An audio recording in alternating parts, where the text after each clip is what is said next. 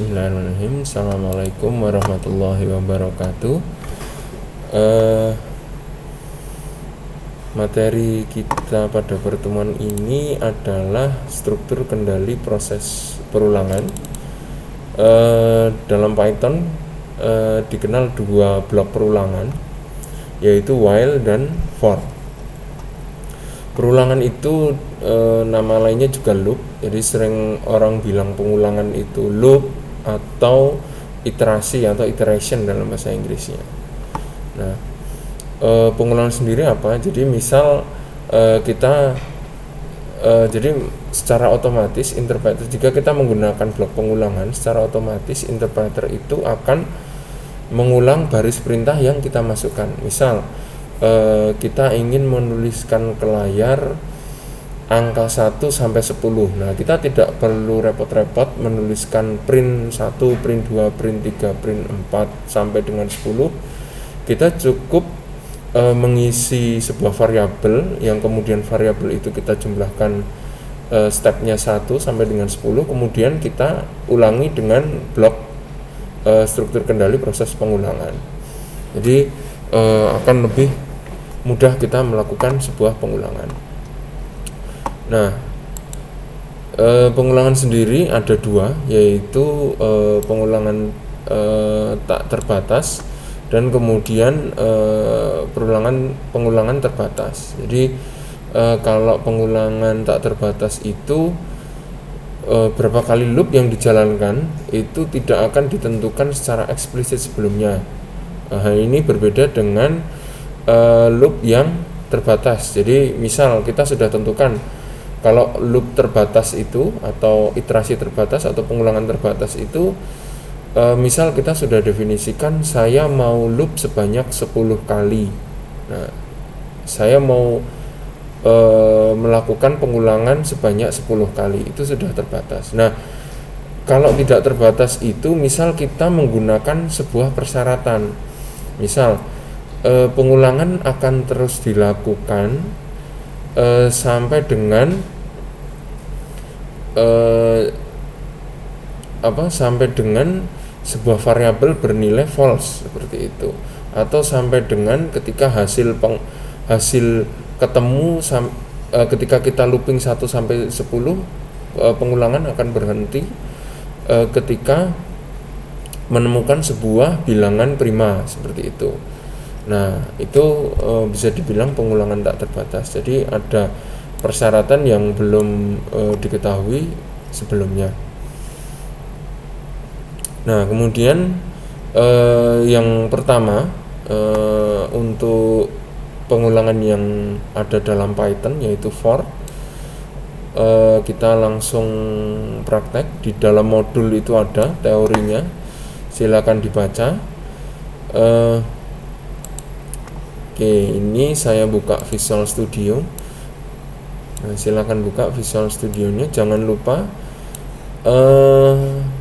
Visual Studio itu hanya text editor ya. Jadi Python-nya sendiri, interpreter Python-nya sendiri harus berjalan. Nah, ketika biar lebih mudah dalam menjalankannya, Visual Studio otomatis ketika kita pencet run Python file in terminal, dia akan mengeksekusi seolah-olah di dalam terminal dia dieksekusi perintah Python yang kita buat. Nah, jangan lupa pastikan jalan. Untuk ngetes seperti pertemuan yang telah lalu bisa kita gunakan hello world. Oke. Nah, yang pertama adalah loop dengan for. Nah, ini saya tutup dulu. Oke, saya jadikan komentar. Komentar di dalam Python adalah tanda pagar ya. Jadi kalau dia diawali dengan tanda pagar, interpreter akan otomatis skip, tidak akan dibaca. Oke, nah misal kita ingin membuat pengulangan sebanyak 5 kali dari 0 sampai dengan 4. Sintaknya seperti apa kalau dengan Python? Sintaknya adalah seperti ini. Jadi for iterasi ini variabel in range 5 seperti itu ya. Jadi ini range itu adalah sebenarnya ada formatnya, ada start, kemudian di bawahnya ada keterangannya ya. Object range itu ada start, stop, kemudian step. Start itu mulainya dari berapa, stop itu sampai dengan berapa, kemudian step itu nilai incrementnya, penambahannya berapa. Jadi misal kalau kita cuma isi 5, berarti dia secara otomatis dia akan looping mulai dari 0 sampai dengan 4 atau iterasi sebanyak 5 kali ya. Kalau komputer, kalau tanpa disebutkan, defaultnya dia mulai dari 0, bukan dari 1 tapi dari 0. Nah, kita lihat. Oke, ini hasilnya.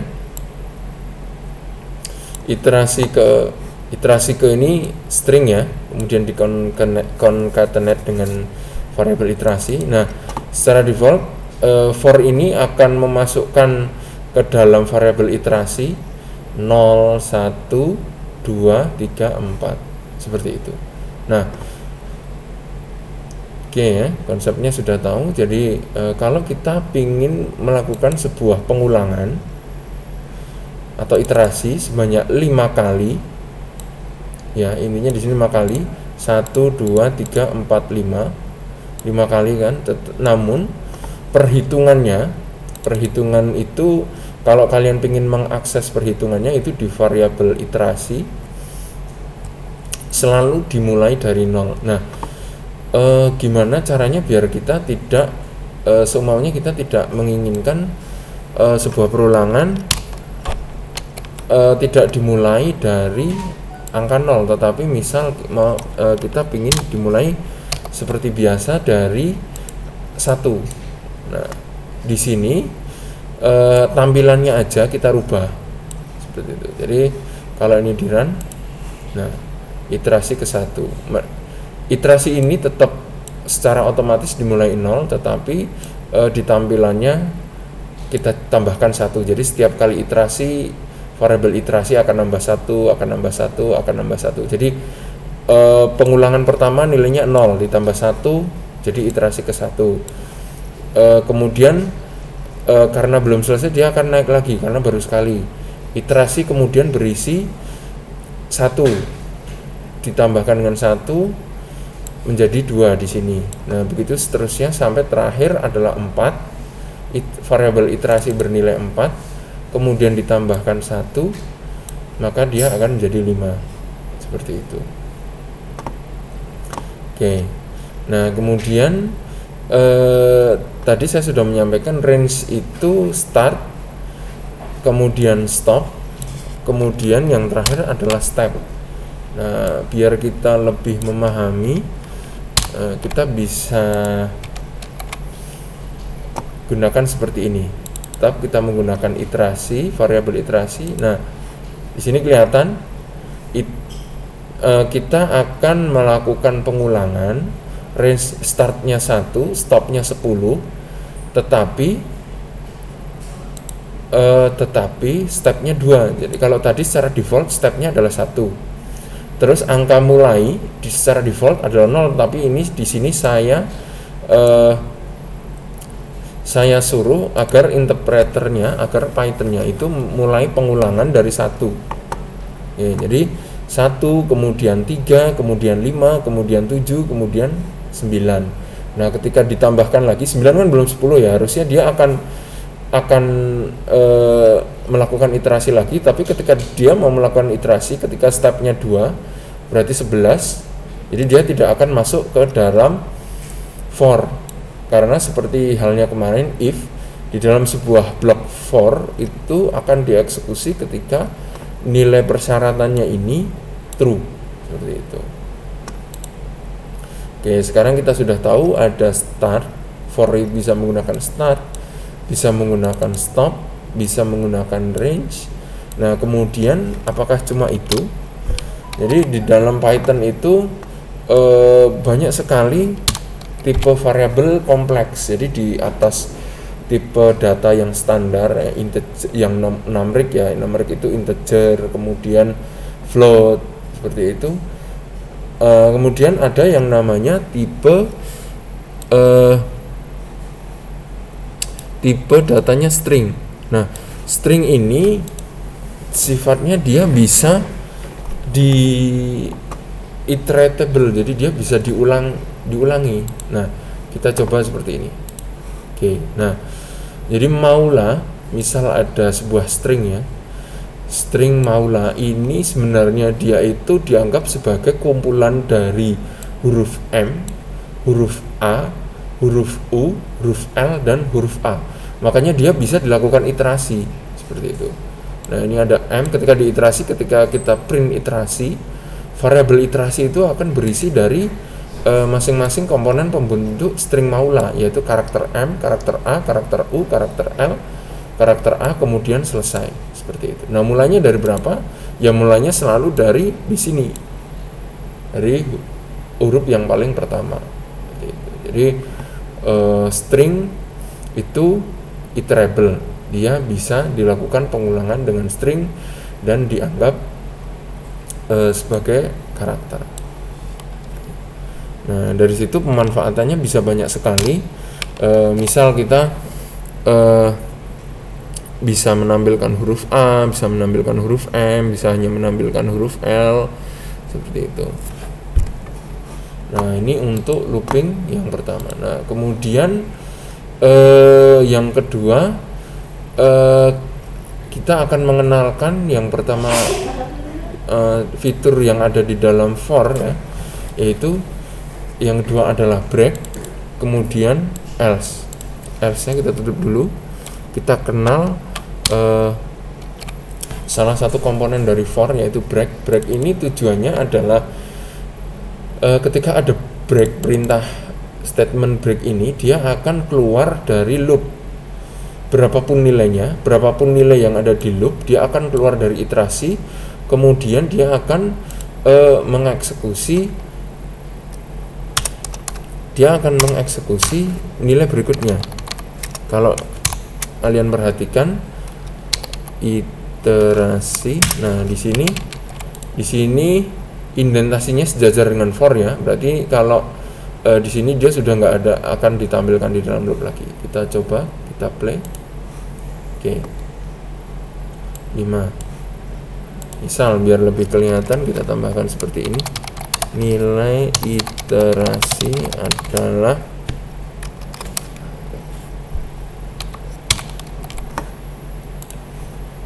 oke. Nah, ini cara bacanya seperti apa? Kita sudah tahu bahwa range ini startnya 1, stopnya 10, stepnya 2. Oke. Dia akan terus 1 mulai dari 1. Range iterasi berisi 1. Kita akan menampilkan ke layar nilai 1, ini iterasi ke 1. Kemudian dia akan masuk ke blok if. If iterasi sama dengan 5, nilainya false, maka dia tidak akan mengeksekusi blok ini. Dia akan masuk lagi ke for.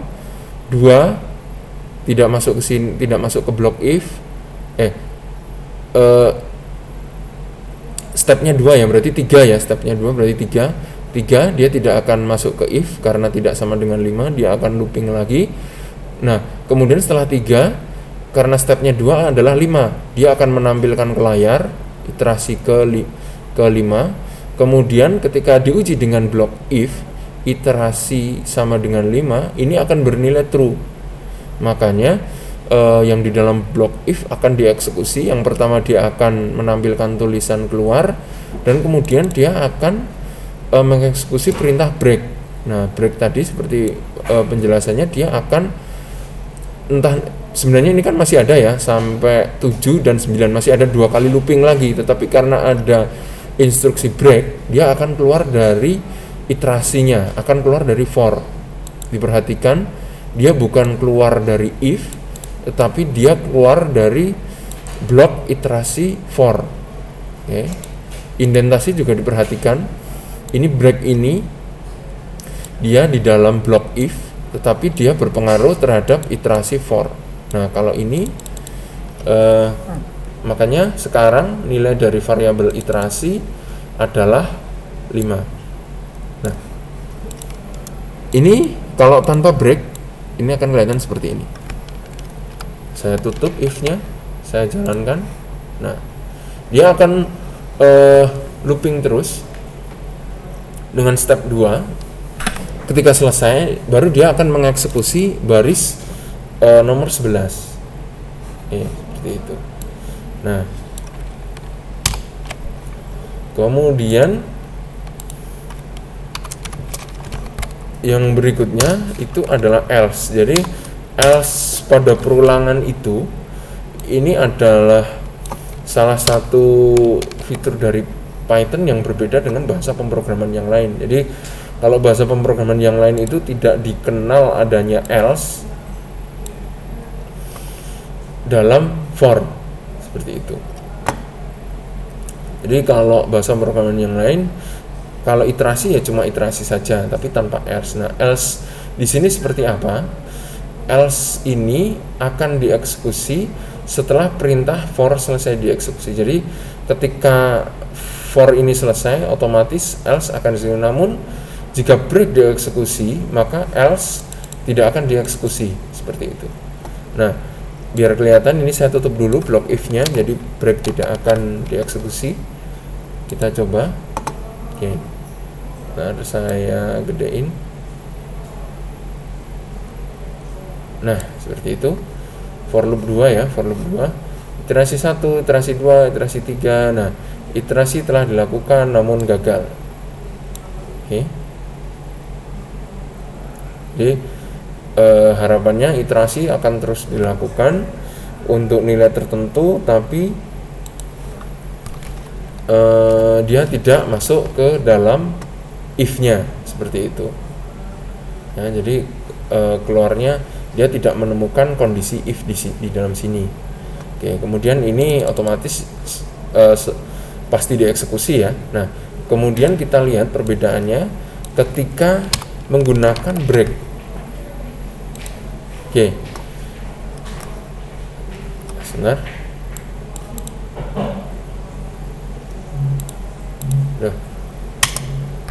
Nah, benar. Saya ulangi lagi. Nah, saya tutup dulu biar enggak. Nah, seperti ini. Ketika menggunakan break, dia hanya akan seperti tadi, dia hanya akan mengeksekusi sampai ketemu variabel iterasi bernilai 5. Ketika variabel iterasi bernilai 5, dia akan menampilkan perintah keluar, kemudian statement break akan dieksekusi. Ketika statement break dieksekusi, else di sini dia tidak akan dieksekusi. Jadi dia akan skip blok else ini, kemudian langsung masuk ke print, seperti itu. Nah, ini salah satu fitur dari pengulangan yang ada di Python. Yang pertama adalah for. Jadi berbeda dengan bahasa pemrograman yang lain, Python mengenal adanya else statement. Nah, ini bisa dimanfaatkan, bisa tidak. Ini sifatnya opsional. Kita sudah melihat bagaimana bahwa for ini bisa dikombinasikan dengan function range yang menggunakan start, stop, kemudian stepnya berapa, peningkatannya ada berapa. Kemudian ada break yang walaupun kita sudah menentukan misal dia looping sejumlah dari 1 sampai 10 dengan step 2, tapi sebelum mencapai itu kita bisa keluar, seperti itu. Kemudian kita juga sudah menambahkan fungsi else. Nah, berikutnya ada yang tak kalah penting adalah seperti halnya if, bahwa loop itu juga bisa menggunakan nested loop, seperti itu. Jadi loop yang bersarang. Jadi di dalam loop ada loop lagi, di dalam iterasi for ada iterasi lagi. Nah, ketika hal itu dilakukan, yang perlu diperhatikan adalah penggunaan variabelnya.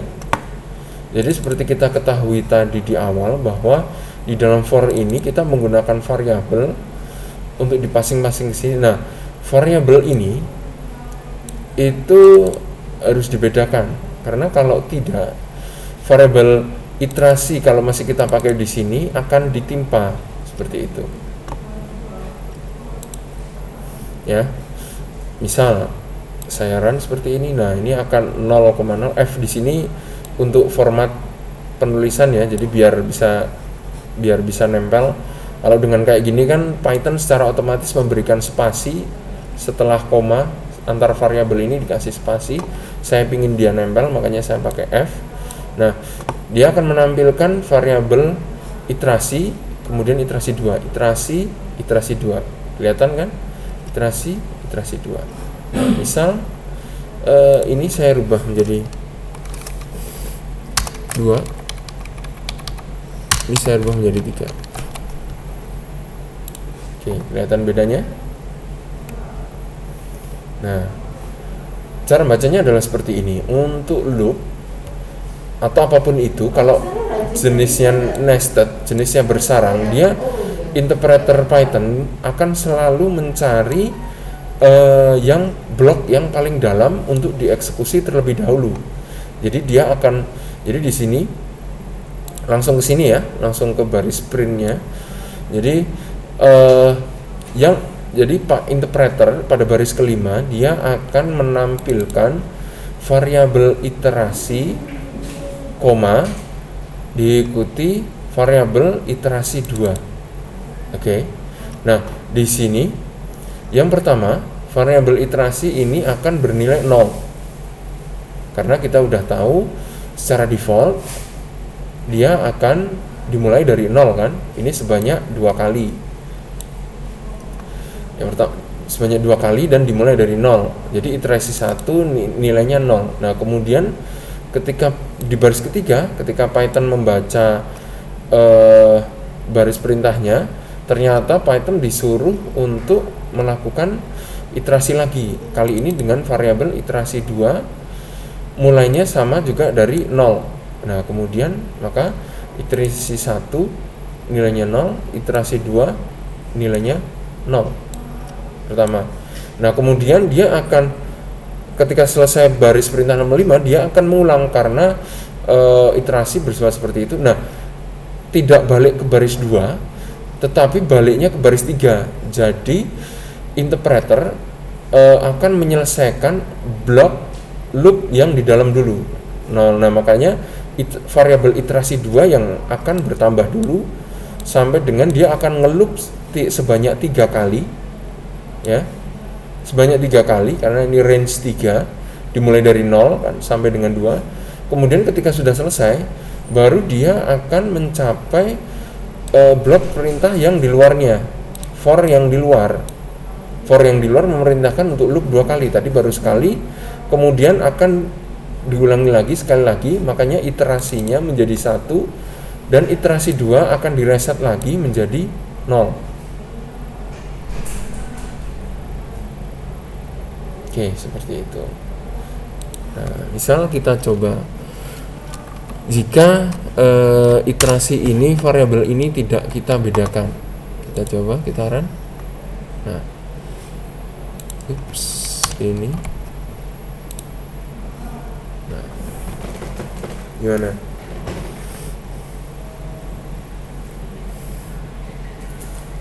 Oke. Di loop sebanyak 3 kali karena yang di dalam, sebanyak 2 kali ini ya, 3 kali 2-nya ini yang di luar.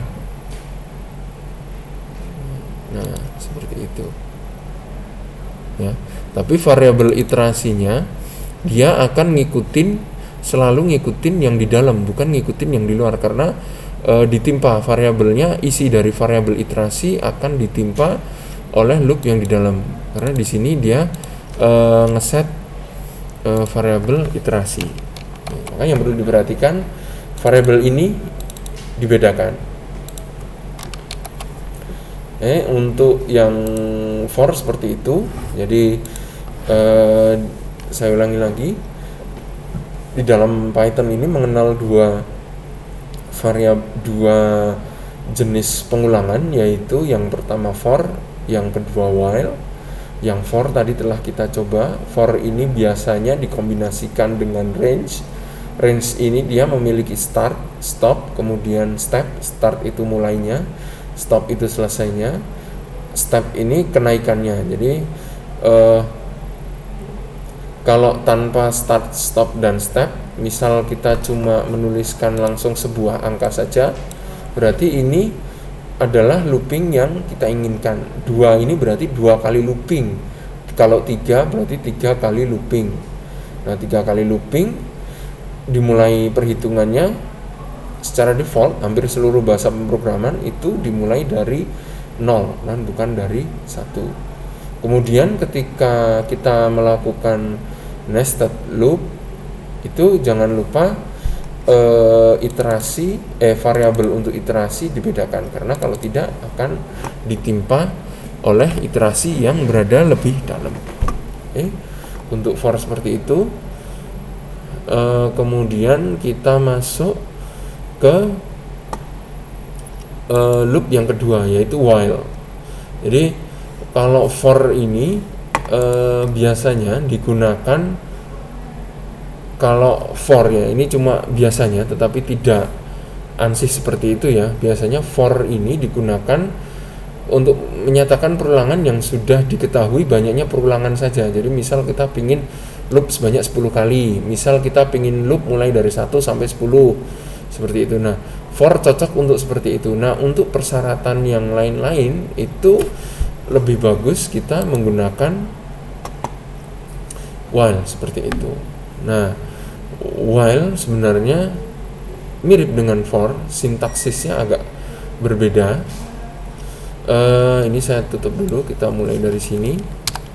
Nah, misal kita seperti for yang pertama tadi, misal kita pingin membuat iterasi sebanyak 5 kali ya. Kalau for sintaknya seperti ini, for iterasi in range 5, itu sudah secara otomatis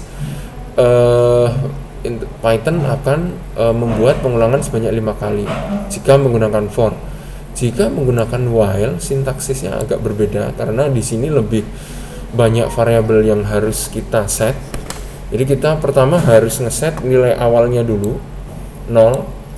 Kemudian di sini adalah persyaratannya. Jadi blok while ini akan dieksekusi ketika persyaratan nilainya adalah true. Nah, seperti ini. Nah, iterasi kurang dari 5, ya kan? Ini persyaratannya. Jadi dia akan terus mengadakan perulangan ketika variabel iterasi nilainya kurang dari 5. Kemudian ini menampilkan ke layar. Nah, kemudian yang masuk ke dalam blok untuk mengontrol while itu adalah ini. Jadi stepnya, kalau di dalam for stepnya ini dilakukan secara otomatis, tapi kalau while stepnya itu kita harus ngeset sendiri. Jadi misal kalau kita pingin stepnya 2, stepnya 3, atau mungkin stepnya dengan rumus modelnya logaritmik atau modelnya kuadrat seperti itu, lebih custom. Kalau di for tidak. Tampilan yang dihasilkan sama, namun prosesnya itu berbeda. Jadi nanti kalian akan masing-masing dari kalian akan secara otomatis lebih memiliki kecenderungan menggunakan sintaksis pengulangan yang for atau yang while seperti itu. Cara penggunanya sintaksisnya berbeda, namun hasil dari pengulangannya sama. Seperti halnya for, while juga bisa diberikan nested atau bersarang, atau juga bisa dikasih else sama. Jadi while else bisa, for else juga bisa seperti itu sama. Bisa kalian coba ini. Kemudian ini ketika while bersarang. Nah, kalau kita melakukan bersarang seperti hanya for tadi, yang harus diperhatikan adalah variabelnya. Ini saya bedakan. Kalau for mungkin tadi dia cuma mereplace variabel, tetapi kalau di sini kalau variabelnya sampai ke replace, bisa jadi nanti akan terjadi loop yang tanpa henti seperti itu, karena harusnya dia belum termodifikasi variabelnya, di sini variabelnya sudah termodifikasi. Nah, indentasi juga penting karena Python tergantung pada indentasi. Jadi di dalam block while ini dia harus maju sedikit, indentasinya harus sedikit bertambah. Ini bisa kalian coba, silakan dicoba. Kemudian kalian pahami while-nya. Tidak perlu dibuat laporan praktik, tetapi mahasiswa silakan menyelesaikan tugas yang diberikan. Untuk lebih, jika kalian ingin mendapatkan contoh-contoh yang lain, kalian bisa mencari sumber yang lain, video tutorial yang lain. Namun yang penting yang perlu saya sampaikan di sini, penekanannya bahwa pengulangan itu kalau masing-masing akan menghasilkan output yang sama, namun proses di dalamnya yang berbeda. Nah, ini masing-masing dari mahasiswa akan bebas menggunakan model pengulangan yang mana. Oke, saya kira cukup dari saya. Terima kasih. Wassalamualaikum warahmatullahi wabarakatuh.